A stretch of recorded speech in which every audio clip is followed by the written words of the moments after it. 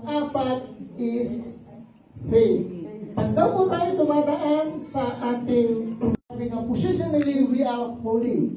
Pero gradually, sabi nga, sabi nga, is yung darating 100%. Ang magiging 100% lang yun, pagdating.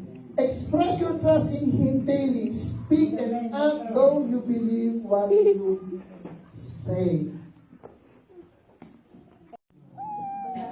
Sige po, nabasa.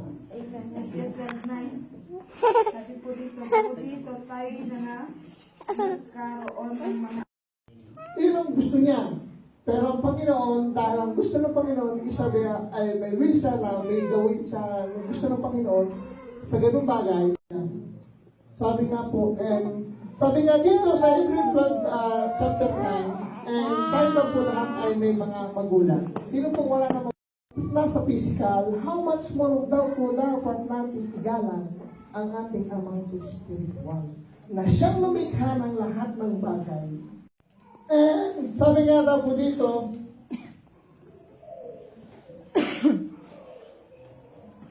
maturing children come to